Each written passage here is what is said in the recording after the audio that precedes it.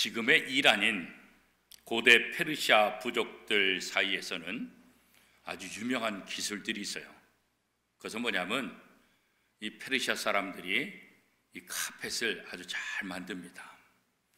사진에도 보시면 이 카펫의 문양이 또 대단해요. 그래서 이 페르시아의 양탄자, 이것은 아주 전 세계적으로 아주 유명합니다. 그런데 이 카펫을, 양탄자를 혼자서 짤 수는 없어요.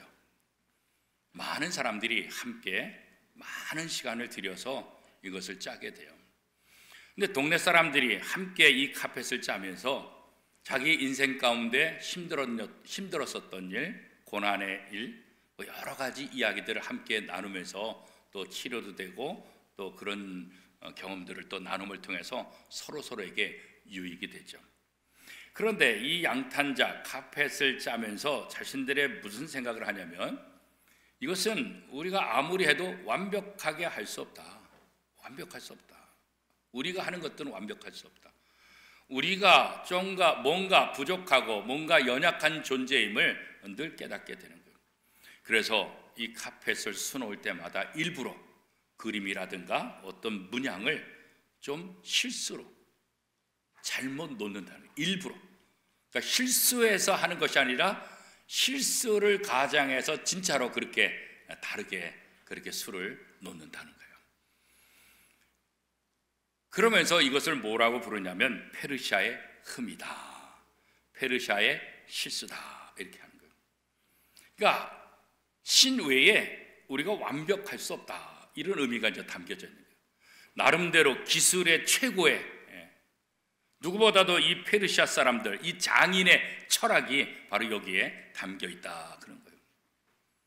비슷한 이야기가 아마존 인디언들 속에서 또 구전으로 내려온 이야기가 있어요. 이 아마존 인디언들은 목에 구슬을 차는데 그 구슬의 이름을 영혼의 구슬이다, 이렇게 얘기해요. 대략 한 40개의 구슬로 이렇게 만든다고 하는데, 여기에는 깨지거나 상처가 있거나 흠이 있는 구슬을 하나 집어넣는다는 거예요.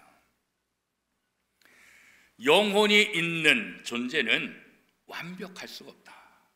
그래서 이 영혼의 구슬, 이 목걸이를 차면서 내가 연약한 존재다, 부족하다, 이런 것들을 느끼게 된다는 거죠. 그러니까 페르시아의 실수, 페르시아의 흠과 이 아마존 인디언들의 영혼의 구슬은 비슷한 개념으로 이렇게 서로 각각 다르지만 이렇게 내려오고 있어요. 그래요. 이 땅에 살고 있는 사람이 완벽하다, 그렇게 주장하지만 인간은 완벽하기가 쉽지 않아요. 그런데 오늘 본문 레위기 1장 3절 말씀을 보면 어떻게 말씀하고 있을까요? 우리 3절 말씀 같이 한번 읽겠습니다. 그 옛물이 소의 번제이면 흠 없는 수컷으로 회막문 앞에서 여호와 앞에 기쁘게 받으시도록 드릴지어다. 요즘 새로 나온 새 한글 성경에 보면 좀 쉽게 풀었어요. 누구든지 예물을 가지고 하나님께 나가려면 흠없는 예물을 갖고 나가야 된다, 이렇게 이제 이 말씀을 해석할 수 있죠. 그런데 우리에게 질문이 있어요. 과연 우리가 하나님 앞에 예물을 들고 나가는데 흠 없는 예물을 드리라 그랬는데, 우리가 준비하는 예물이 과연 흠이 없는 예물이 있을까라는 질문이에요. 여러분 한번 생각해 보세요. 우리 인간이 준비해서 하나님 앞에 드릴 때 흠 없는 제물을 드리라 그랬는데, 우리가 흠 없는 제물을 찾을 수가 있을까요, 없을까요? 쉽지 않아요. 우리 인간 쪽에서 내가 보기에는 흠이 없다 할지라도 하나님이 볼 때는 반드시 흠이 있을 수밖에 없어요. 그렇죠? 우리도 세상에 완벽한 사람 없잖아요. 완벽한 것 같은데 찾아보면 흠들이 있어요. 그렇죠? 우리가 날카로운 눈으로 찾기 시작하면 모든 사람들은 흠들이 한두 가지가 아니에요. 얼마나 많이 나오는지 모르겠어요. 그렇죠? 그러면 레위기 1장 2, 3절에 흠 없다, 이 표현은 도대체 어떤 의미로 하는 것일까? 이 흠 없다, 이 말은 흠이 없다는 말로도 의미도 있지만 또 한 가지 의미가 있는데 그 의미는 뭐냐면 정결한 그런 거예요. 흠이 없다, 정결하다. 그 흠이 없다는 말과 정결함 이 두 단어는 뭐 좀 차이가 있어요. 어떤 차이가 있냐면 흠이 없다 이것은 일반적으로 생각할 때는 외관적으로 봤을 때 문제가 없다 그런 의미가 담겨져 있는 거죠. 그러나 외관적인 것뿐만 아니라 사실은 흠이 없다는 것은 외관과 내면, 내 쪽에 겉으로 드러나는 것과 속에 있는 것 두 가지 부분에 있어서 흠이 없어야 된다 이 얘기를 하는 거예요. 정결하다 이 말은 대부분은 어때요? 외관적인 것보다는 내적인 부분을 이야기하는 것으로 우리는 이해를 하고 있죠. 자, 그러면 레위기 1장 3절에 우리가 예물을 준비할 때 흠 없는 예물을 준비하라 이렇게 말씀하고 있는데 그러면 흠 없는 예물이 어떤 것일까? 그런 것들을 우리 한번 생각해 볼 수 있잖아요.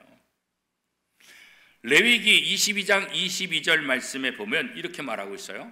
너희는 눈먼 것이나 상한 것이나 지체에 배임을 당한 것이나 종기 있는 것이나 습진 있는 것이나 비루 먹은 것을 여호와께 드리지 말며 이런 것들은 제단 위에 화제물로 여호와께 드리지 말라 그렇게 말하고 있어요. 그러니까 눈이 먼 것, 또 다리를 저는 것, 어떤 부위가 잘려나간 것, 고름이 흘러나오는 것, 옴, 종기 이런 것들은 하나님 앞에 드릴 수 없다. 이런 것이 있는 것은 흠 있는 제물이다. 이런 것들이 없어야 흠 없는 제물이 될 수 있다. 이렇게 이제 말씀하고 있는 거죠. 말라기 1장 8절에도 보면 이렇게 말씀하고 있어요. 만군의 여호와가 이르노라. 너희가 눈먼 희생 제물을 바치는 것이 어찌 악하지 아니하며 저는 것, 병든 것을 드리는 것이 어찌 악하지 아니하냐. 이제 그것을 너희 총독에게 드려보라. 그가 너를 기뻐하겠으며 너를 받아 주겠느냐. 그러니까 이 눈먼 것, 절뚝거리는 것, 병든 짐승 이런 것들은 하나님 앞에 드릴 수 없다. 너가 인간적으로 한번 생각해봐라. 그 당시 로마가 지배하고 있는 그 당시 너희들을 지배하는 그 총독에게 그 저는 것들을 갖다 줘봐라. 그러면 그 총독이 기쁘게 받겠냐? 너는 감옥에 갈걸? 너는 여러 가지 고통을 당할걸? 총독에게도 갖다 바치지 못할 것을 어찌 너희가 하나님께 바칠 수 있겠느냐? 이런 질문 아니겠어요? 그렇죠? 또 외형적으로 완벽하지 못한 것을 성경은 또 재미있는 부분을 얘기하고 있어요. 레위기 22장 27절 말씀. 수소나 양이나 염소가 나거든 이래 동안 그것의 어미와 같이 있게 하라. 8째 날 이후로는 여호와께 화제로 예물을 드리면 기쁘게 받으심이 되리라. 이 말은 뭐냐면 제물을 바치는데 8째 날 이상이 되어야 제물이 될 수 있다는 거예요. 이게 무슨 의미냐면 일반적으로 짐승이나 사람이나 7일이 지나야 온전한 사람이 되고 7일이 지나야 온전한 염소, 온전한 소, 온전한 양이 된다는 거예요. 이 7은 완전 숫자잖아요. 이게 7일은 한 주기를 말하는 거예요. 한 주기. 적어도 한 주기를 지나야만 온전한 제물이 될 수 있다. 그래서도 구약에 보면 할례를 받을 때 언제 받으라 했어요? 난지 8일. 그러니까 히브리 사람들의 생각에 이 일주일까지는 아직 완벽한 게 아니에요. 일주일을 한번 경험해 봐야 그렇잖아요. 우리가 농담으로 그런 얘기 많이 하잖아요. 연애할 때도 사계절을 함께 봐야 된다. 봄에 만나고 여름에도 만나고 가을에도 만나고 겨울에도 만나고 이 사계절 전체를 한번 봐야지 사계절을 경험하지 않으면 안 된다. 뭐 그런 얘기들도 종종 있잖아요. 그래서 이스라엘 사람들에게는 이 일주일이 한 사이클이에요. 일주일이 지나야만 그때부터 제물로 쓰임 받을 수 있다. 그러니까 일주일 8일이 넘지 않은 것들은 어떤 제물이겠어요? 흠 없는 제물에서 제외된 거예요. 흠이 있는 것이다. 이렇게 얘기를 하고 있어요. 그러니까 이스라엘 사람들의 생각에는 이렇게 흠이 없는 짐승, 흠이 없는 예물이 무엇인지 율법을 통해서 정해주고 그 율법을 통해서 흠이 없는 제물을 하나님 앞에 드리도록 그렇게 명령을 하고 있는 거죠. 자, 그러면 단순히 외적으로 흠이 없다고 해서 그 예물을 가져오면 그게 흠이 없는 제물이 될까? 하나님이 그 제물을 기뻐 받으실까? 또 그런 생각도 우리가 해볼 수 있잖아요, 그렇죠? 물론 하나님 앞에 제물을 드릴 때 외적으로 문제가 없는 것, 흠이 없는 것, 이건 당연한 거예요, 당연한 것. 근데 더 중요한 것은 뭐냐면 이 예물을 준비해서 하나님 앞에 제사를 드리는 사람, 그 사람이 중요한 거예요. 그 사람이 어떠한 자세를 갖고 있느냐, 그 사람이 어떠한 생각을 갖고 있느냐, 이게 중요하다는 거예요. 예를 들면 흠이 없는 제물을 찾기 위해서 얼마나 노력하고 있는 거예요. 그냥 대충 해가지고 뭐 이거 흠이 이 정도면 되겠네, 예물을 드리자, 이게 아니라 내가 하나님 앞에 바칠 거니까 샅샅이 뒤져보는 거예요. 샅샅이 찾아보는 거예요.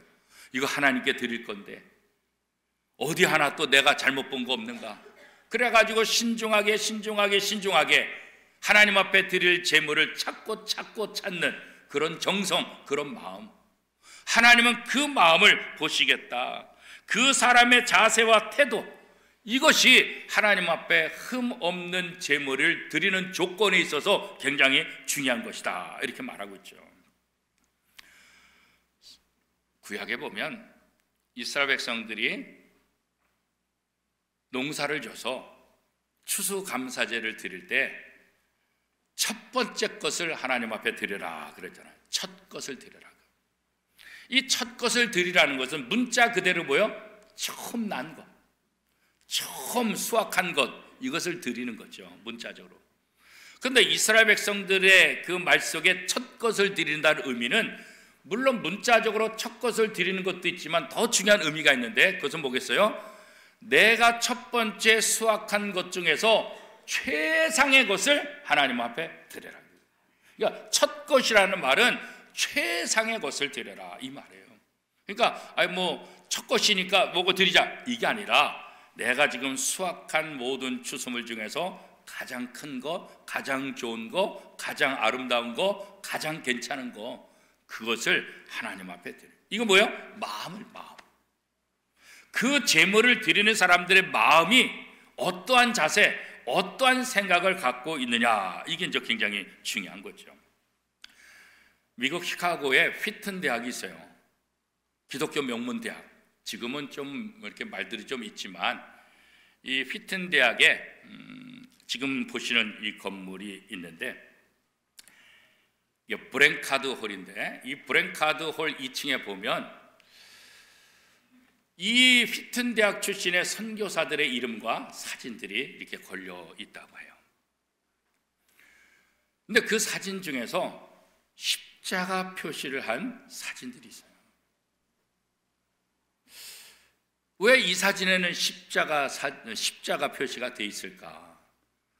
그 십자가 표시를 한 사람들은 누구냐면 선교사로 나갔다가 순교한 사람들 말이에요. 순교한 사람들에 대해서 십자가 표시를 해놨다는 거예요.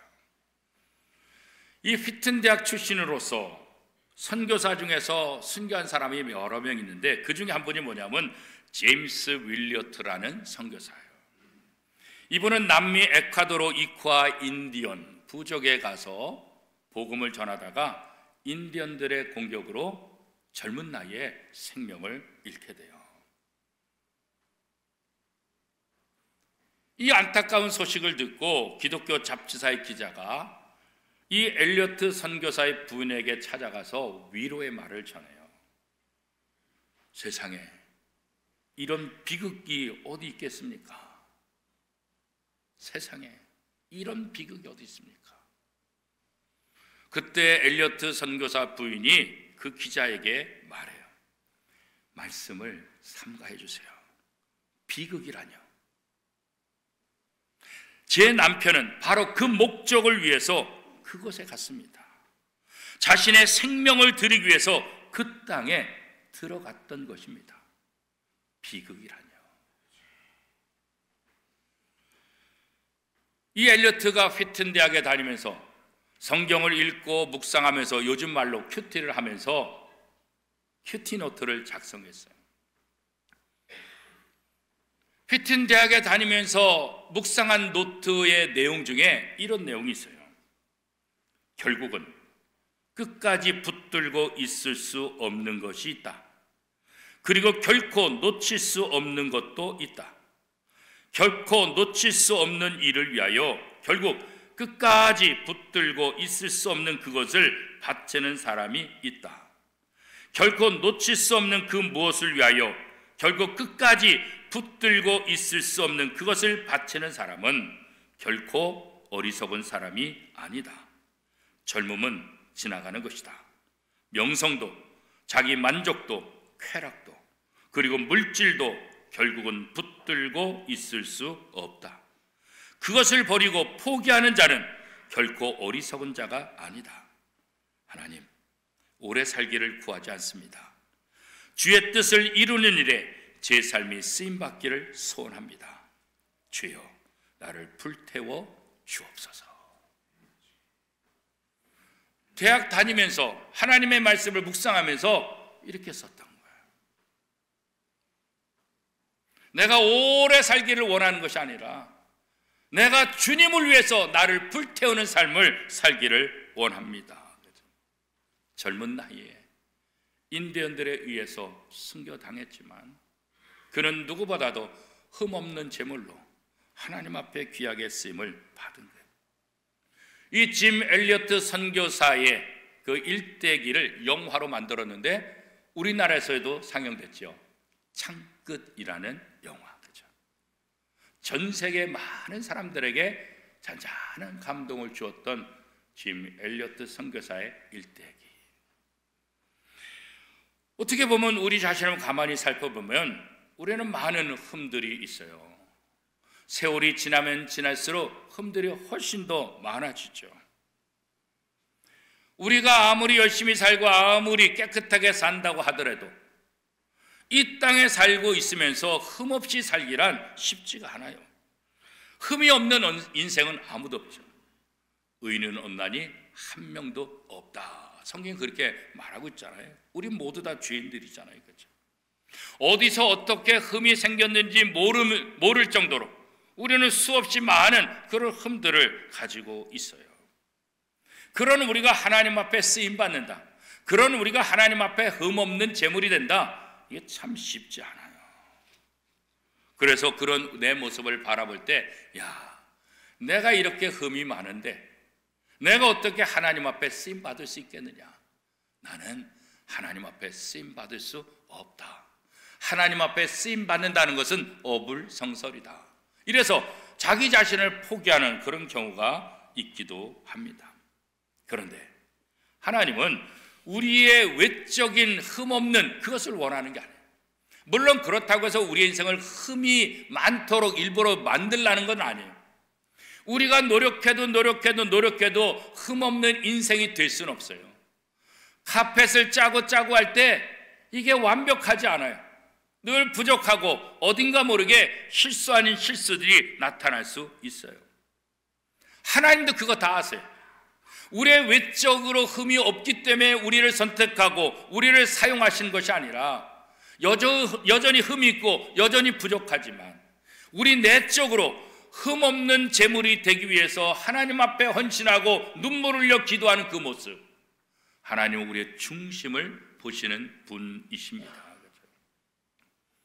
우리가 잘 아는 말씀, 고린도서 5장 17절 말씀에 보면 그런즉 누구든지 그리스도 안에 있으면 새로운 피조물이라. 이전 것은 지나갔으니 보라 새 것이 되었도다. 우리가 다 흠이 많은 인생들, 그러나 그리스도 안에 들어가면 그리스도를 통해서 우리는 새로운 존재가 된다. 용광로 속에 다양한 철이 다 들어가면 그 용광로 속에서 모든 불순물이 제거되고 새로운 쇳물이 되어서 다양한 제품을 만드는 것처럼 예수 그리스도라는 용광로를 통해서 우리의 모든 흠의 문제들이 해결되고 하나님은 우리를 흠없는 하나님의 자녀, 흠없는 제물로 우리를 받아주시겠다는 거예요. 그렇게 우리를 사용하시겠다는 거죠. 그러니까 하나님이 기뻐 받으시는 흠 없는 제물이라는 것은 외관적으로도 흠이 없는 것, 이거 중요하지만 더 중요한 것은 뭐예요? 내적인 것. 우리의 마음, 우리의 자세, 우리의 정신, 우리가 하나님 앞에 나를 드리고자 하는 그 중심이 어떤가? 하나님은 거기에 관심이 더 있으시다는 것. 우리는 이것을 기억해야 돼요. 예수 그리스도의 보혈로 우리의 모든 죄를, 우리의 모든 흠을 깨끗하게 씻어주시고 우리를 의인으로 삼아주시고 하나님의 자녀로 삼아주시는 그 하나님의 놀라운 사랑을 우리가 받았던 것 아니겠습니까? 그렇죠? 스코틀랜드의 어느 작은 마을에 부흥회가 열렸어요. 저 어렸을 때도 보면 이 동네에서 부흥회하면 우리 교회 교인들만이 아니라 주변에 있는 다른 동네 교인들도 다 왔어요. 그렇죠? 요즘은 우리 교회에서 부흥회도 우리 교인들도 안 와. 그잖아요? 그냥 오세요 해도 안 와. 그래서 부흥회 하는 것이 부담스러워. 목사가 이게 부흥회를 통해서 교인들에게 도움을 주고 해야 되는데 이게 목사가 상처를 받아. 근데 옛날에는 온 동네가, 지역 주변 사람들 모든 동네. 그래서 저도 어렸을 때 다른 교회 부흥회 갔던 기억이 참 많아요. 이 스코틀랜드의 작은 마을에 목사님께서 일주일 동안 부흥회를 하는데 이 부흥회는 복음을 전해서 예수를 영접시키고자 하는 그런 부흥회. 그런데 아무도 안 오는 거야. 아무도. 요즘 말로 아무리 초청장을 보내고 아무리 전도해도 한 명도 나타나지 않는 거예요. 목사님이 상처가 되고 실망이 돼요. 그런데 부흥회 마지막 날 교회 문이 삐끗하게 열리고 한 사람이 들어오는데 어린아이가 들어와. 어린아이가. 그래서 목사님은 아이고 어른도 아니고 또 어린아이네. 근데 이 어린아이의 눈빛이 다른 거예요. 이 어린아이가 교회에 와가지고 뭐라고 얘기하냐면 기도를 하는데 이렇게 기도하는 거예요. 오 하나님, 저의 생명을 주님께 드립니다. 저에게 아프리카를 주십시오. 이렇게 기도하더라고요. 이 사람이 누구냐면 바로 리빙스턴 선교사예요. 어두운 아프리카 땅에 복음의 불을 비치고 그 땅을 생명의 땅으로 바꾸려고 노력했던 리빙스턴 거잖아요. 어른도 아니고 어린 소년 하나지만 그가 하나님 앞에 기도함을 통해서 아프리카를 내게 주옵소서. 아프리카에 내가 복음을 전하겠습니다. 아프리카를 위해서 자신의 전생애를 자신의 흠없는 제물로 바치겠다고 하는 이 어린 소년의 기도. 결국 그 어린 소년은 아프리카 땅에 복음을 전하는 위대한 선교사가 되었어요. 하나님은 오늘 우리의 마음 중심을 보시는 거예요. 우리의 외관도 중요하지만 더 중요한 것은 우리 마음, 우리의 내적인 부분에 어떻게 하나님을 사랑하고 어떻게 하나님을 사모하고 있는가, 이 부분이 중요한 거죠. 외형적으로 흠이 없는 소, 양, 염소, 이거 굉장히 중요하죠. 그러나 이것보다 더 중요한 것은 뭐예요? 외형적으로 흠이 없는 양이나 염소나 소를 가져가는 그 당사자, 그 사람이 더 중요한 거예요. 창세기 4장 4절 5절에 보면 이렇게 말씀하고 있어요. 아벨은 자기도 양의 첫 새끼와 그 기름으로 드렸더니 여호와께서 아벨과 그의 제물은 받으셨으나 가인과 그의 제물은 받지 아니하신지라. 하나님께서 제물을 중요시 여긴 것이 아니라 뭘 더 중요시 여기는 거예요? 제물을 가져오는 사람을 더 중요시 여기는 거죠. 그 사람이 받아들여져야 그가 가져온 제물을 받는 거예요. 사람이 받아들이지 않으면 그의 제물을 받지 않는 거예요. 아벨을 받으시니까 아벨이 가져온 제물을 받으시는 거예요. 가인을 받지 않으니까 가인이 가져온 제물 하나님이 받지 않는 거예요. 제가 교회학교 교사들로 봉사하는 분들 반드시 어른 예배, 공식적인 예배 드려라. 왜냐하면 자기가 예배자를 안 서고 교회학교 교사하는 것 의미 없어요. 오늘 우리가 이 예배 자리에 왔는데 내가 하나님 앞에 받아들여지지 않으면 우리의 헌신, 찬양대도 마찬가지죠. 우리의 봉사 하나님하고 상관없어요. 나 자신이 하나님 앞에 받아들여져야 내가 하는 헌신, 내가 하는 봉사, 내가 하는 예배가 받아들여지는 거지, 나 자신이 받아들이지 않으면 아무 소용이 없다는 거예요. 우리는 하나님께서 이렇게 흠없는 제물을 가져오라 이렇게 말씀하시니까 외적으로 흠이 없는 것에 굉장히 관심을 많이 가져요. 또 감사한 일이에요. 근데 더 중요한 것은 뭐겠어요? 우리 자신이에요. 예배 참석하는 예배자 우리 자신, 하나님 앞에 나오는 우리 자신, 우리의 내면적, 우리의 속사람이 하나님 앞에 바로 서고 하나님 앞에 온전히 바쳐져야만 우리가 하는 모든 행위들도 하나님이 받으신다는 거죠. 그래서 사도 바울은 우리에게 어떻게 말씀하고 있어요? 로마서 1장 12절 말씀에 보니까 그러므로 형제들아, 내가 하나님의 모든 자비하심으로 너희를 권하노니 너희 몸을 하나님이 기뻐하시는 거룩한 산 제물로 드리라. 이는 너희가 드릴 영적 예배니라. 우리 자체가 산 예물이 되든 우리 자체가 흠이 없는 제물이 되어서 하나님 앞에 드려져야 된다. 오늘 우리가 이 땅에서 삶은 바로 산 제물의 삶이다. 이 땅에서 하나님의 자녀로서의 아름다운 삶을 통해서 다른 사람들에게 하나님과 하나님의 나라를 보여주는 것. 사랑하는 원미동교회 성도 여러분, 2025년도에는 저와 여러분의 삶이 하나님 앞에서 흠없는 산 제물로서 하나님의 영광의 도구로 쓰임받는 복된 한 해가 될 수 있기를 축복합니다.